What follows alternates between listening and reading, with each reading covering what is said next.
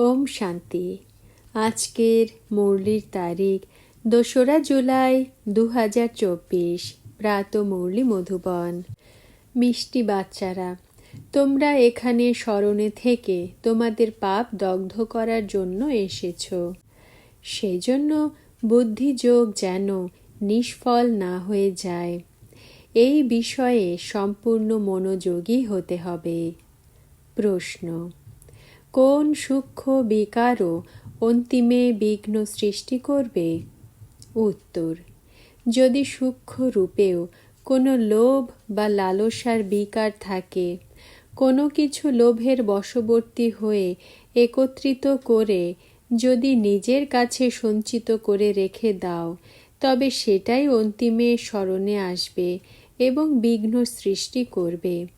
সেজন্যই বাবা বলেন, বাচ্চারা, নিজের কাছে কিছুই রেখো না। তোমাদের সকল সংকল্পকে গুটিয়ে নিয়ে বাবাকে স্মরণ করার অভ্যাস করতে হবে। সেই জন্য দেহি অভিমানী হওয়ার অভ্যাস করো। ধারণার জন্য মুখ্য সার। প্রথম পয়েন্ট: বাবার স্মরণে বসার সময় বুদ্ধি বিন্দু মাত্র এদিক ওদিক হওয়া উচিত নয়। সব সময় উপার্জন জমা হতে হবে। এমনই স্মরণের স্থিতাবস্থা হবে যেন চারদিকে নিস্তব্ধ হয়ে যায়। দ্বিতীয় পয়েন্ট: শরীরকে সুস্থ রাখার জন্য ঘুরতে ফিরতে গেলে নিজেদের মধ্যে পরচিন্তন করা উচিত নয়। নিজেকে শান্ত রেখে বাবার স্মরণে যেতে হবে। বাবার স্মরণে থেকে আহার করতে হবে।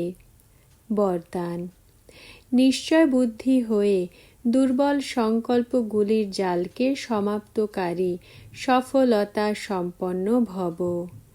ব্যাখ্যা: এখনো পর্যন্ত মেজরিটি বাচ্চারা নিজেরাই দুর্বল সংকল্প ইমার্জ করে, চিন্তা করে, জানি না হবে কি হবে না, কি হবে।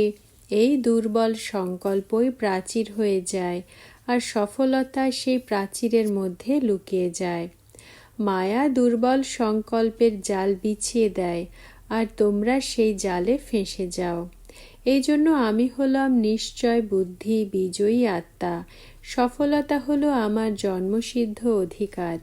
এই স্মৃতির দ্বারা দুর্বল সংকল্পগুলিকে সমাপ্ত করো।